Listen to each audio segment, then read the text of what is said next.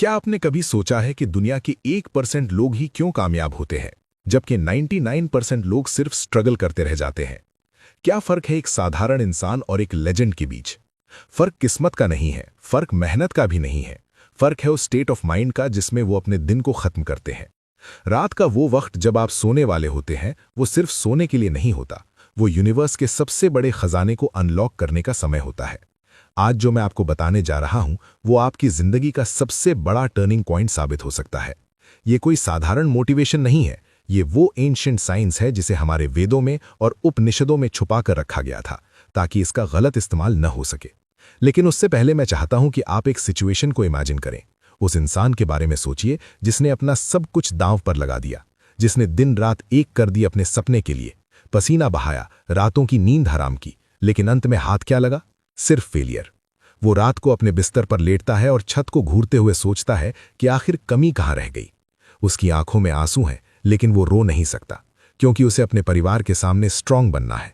वो अंदर से टूट चुका है। उसे लगता है कि शायद भगवान या ये यूनिवर्स उसके खिलाफ है। क्या आपने कभी ऐसा महसूस किया है? क्या कभी ऐसा लगा है कि आप चीखना चाहते हैं लेकिन आवाज नहीं निकल रही? अगर आपने अपनी जिंदगी में एक बार भी इस हेल्पलेसनेस को, इस दर्द को महसूस किया है, तो अभी इसी वक्त कमेंट बॉक्स में जाकर टाइप करें आई फील इट, क्योंकि आज का ये सेशन सिर्फ उन्हीं लोगों के लिए है जो इस दर्द को अपनी सबसे बड़ी ताकत में बदलना चाहते हैं। मैं चाहता हूं कि आप अभी कमेंट करें ताकि आप यूनिवर्स को ये सिग्नल दे सकें कि आप अब बदलने के लिए तैयार हैं। आज हम जिस तकनीक के बारे में बात करने जा रहे हैं, उसे मॉडर्न न्यूरोसाइंस में स्लीप प्रोग्रामिंग कहा जाता है, और हमारी प्राचीन संस्कृति में इसे योग निद्रा और स्वप्न साधना का नाम दिया गया है। ये वो गुप्त ज्ञान है जिसे थॉमस एडिसन जैसे महान साइंटिस्ट्स इस्तेमाल करते थे अपनी इन्वेंशन के लिए, और जिसे एंशिएंट इजिप्शियंस अपनी सिविलाइजेशन को एडवांस बनाने के लिए यूज करते थे। लेकिन आज के दौर में हम इसे भूल चुके हैं। हम सोने से पहले अपने फोन में दुनिया भर का कचरा देखते हैं, नेगेटिव न्यूज़ देखते हैं और उसी नेगेटिव वाइब्रेशन के साथ सो जाते हैं। फिर हम शिकायत करते हैं कि हमारी लाइफ में कुछ अच्छा क्यों नहीं हो रहा। याद रखिए, सोने से पहले के वो 2 मिनट आपकी पूरी जिंदगी को कंट्रोल करते हैं। अगर आपने इन 2 मिनटों को काबू करना सीख लिया, तो दुनिया की कोई भी ताकत आपको सफल होने से नहीं रोक सकती। हमारे शास्त्रों में कहा गया है कि जो ब्रह्मांड में है वही पिंड यानी शरीर में है। जब आप सोने जाते हैं तो आप सिर्फ अपनी आंखें बंद नहीं कर रहे होते, आप एक डायमेंशन से दूसरे डायमेंशन में जा रहे होते हैं। ये वो समय होता है जब आपका कॉन्शियस माइंड यानी आपका लॉजिकल दिमाग सो रहा होता है, और आपका सबकॉन्शियस माइंड यानी अवचेतन मन पूरी तरह से जाग जाता है। ये वही समय है जब आप अपने दिमाग को जो भी कमांड देंगे, वो उसे एक आदेश मानकर पूरा करने में लग जाएगा। मॉडर्न न्यूरोसाइंस ने यह साबित कर दिया है कि जब आप जाग रहे होते हैं तो आपका दिमाग बीटा स्टेट में होता है, जहां आप लॉजिक और डर से घिरे रहते हैं।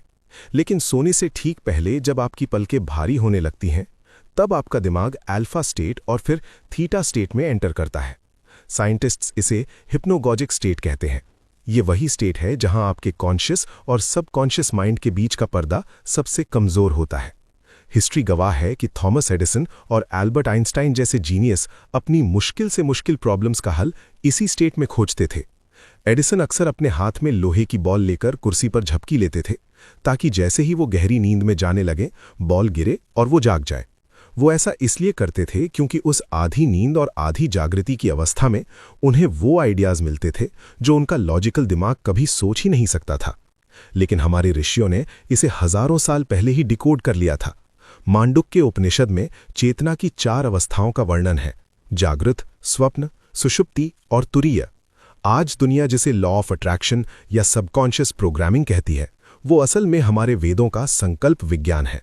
ऋग्वेद में कहा गया है कि ये ब्रह्मांड वाइब्रेशन से बना है, और आपका विचार भी एक वाइब्रेशन है। जब आप सोने से पहले किसी विचार को होल्ड करते हैं, तो आप उसे सीधे कॉस्मिक इंटेलिजेंस यानी ब्रह्मांडीय चेतना को सौंप रहे होते हैं। ये ठीक वैसे ही है जैसे आप गूगल पर कुछ सर्च करते हैं और एंटर दबाते हैं। एंटर दबाने के बाद आप टेंशन नहीं लेते कि रिजल्ट आएगा या नहीं। आपको पता होता है कि सर्वर अपना काम करेगा। ठीक वैसे ही सोने से पहले के ये 2 मिनट आपके दिमाग का एंटर बटन है। प्राचीन मिस्र यानी एंशिएंट इजिप्ट में भी स्लीप टेम्पल्स हुआ करते थे, जहां लोग अपनी बीमारियों और समस्याओं का इलाज ढूंढने के लिए एक खास तरीके से सोने जाते थे। वो मानते थे कि नींद के दौरान आत्मा देवताओं से बात करती है। ग्रीक फिलॉसफी में भी इंक्यूबेशन की एक तकनीक थी, जहां लोग जवाब पाने के लिए मंदिरों में सोते थे। इसका मतलब ये है कि ये ज्ञान सिर्फ भारत तक सीमित नहीं था, बल्कि पूरी दुनिया की महान सभ्यताओं को ये पता था कि नींद सिर्फ शरीर का आराम नहीं है, बल्कि ये आत्मा का रिचार्ज स्टेशन है। लेकिन कलयुग में हम इस विद्या को भूल गए हैं। आज की मॉडर्न लाइफस्टाइल ने हमें इतना बिजी कर दिया है कि हम सोने को सिर्फ एक वेस्ट ऑफ टाइम मानते हैं। याद रखिए, अगर आप जीवन में कुछ भी हासिल करना चाहते हैं, चाहे वो पैसा हो, हेल्थ हो या मन की शांति हो, उसका रास्ता आपके सबकॉन्शियस माइंड से होकर ही गुजरता है। आप दिन भर चाहे जितनी मेहनत कर लें, चाहे जितनी किताबें पढ़ लें, लेकिन अगर आपकी रात की प्रोग्रामिंग गलत है तो आप कभी सफल नहीं हो पाएंगे। ये कड़वा सच है। जो लोग कहते हैं कि मैंने बहुत मेहनत की फिर भी फेल हो गया, उसका कारण यही है कि वो दिन में तो निर्माण करते हैं, लेकिन रात को अनजाने में अपने ही सपनों को डिस्ट्रॉय कर देते हैं अपनी नेगेटिव सोच से। अब बात करते हैं उस विधि की, उस सुप्रीम टेक्निक की जो भगवान शिव ने अपने सूत्रों में बताई है। विज्ञान भैरव तंत्र में भगवान शिव माता पार्वती को धारणाओं के माध्यम से समझाते हैं कि कैसे शून्य में उतरना है। आपको सोने से पहले ठीक वही करना है। बिस्तर पर लेट जाएं और अपने शरीर को पूरी तरह ढीला छोड़ दें। इसे हम योग में शवासन कहते हैं। जब शरीर सो रहा हो और मन जाग रहा हो, वो मैजिकल मोमेंट होता है। अब अपनी आंखों को बंद करें और अपनी सांसों पर ध्यान दें। जैसे ही आपका मन शांत होने लगे, अपने आप से वो एक सवाल पूछें जिसका जवाब आप चाहते हैं। ये सवाल आपकी करियर के बारे में हो सकता है, आपके रिश्तों के बारे में हो सकता है, या आपकी सेहत के बारे में। लेकिन यहाँ सबसे बड़ी गलती जो 99% लोग करते हैं वो ये है कि सवाल पूछने के बाद वो खुद ही उसका जवाब सोचने लगते हैं। आपको ये नहीं करना है। आपको लॉजिकल माइंड का इस्तेमाल नहीं करना है। बस सवाल को मन में रखें, जैसे कि आप किसी अंधेरे कमरे में टॉर्च जला रहे हो। सवाल को बीज की तरह अपने दिमाग में रोक दें और फिर साक्षी भाव में आ जाएं। साक्षी भाव का मतलब है विटनेस कॉन्शियसनेस। बस ऑब्जर्व करें, बिना किसी जजमेंट के, बिना किसी बेचैनी के। भगवद गीता में भगवान श्री कृष्ण कहते हैं कि जो कर्म फल की चिंता किए बिना कर्म करता है वही योगी है। यहाँ आपका कर्म है सवाल पूछना और सो जाना। जवाब देना उस परम शक्ति का काम है जिसे आप ईश्वर, यूनिवर्स या सबकॉन्शियस माइंड कहते हैं। जब आप सवाल पूछकर शांत हो जाते हैं तो आपका दिमाग उस सवाल को एक पहेली की तरह नहीं, बल्कि एक कमांड की तरह लेता है। साइकोलॉजी में एक टर्म है ज़ाइगर्निक इफेक्ट, जिसका मतलब है कि हमारा दिमाग अधूरी चीज़ों को याद रखता है। जब आप सवाल पूछकर बिना जवाब ढूंढे सो जाते हैं तो आपका दिमाग पूरी रात उस पर काम करता है। न्यूरॉन्स के नए कनेक्शंस बनते हैं, पुराने डेटा को स्कैन किया जाता है।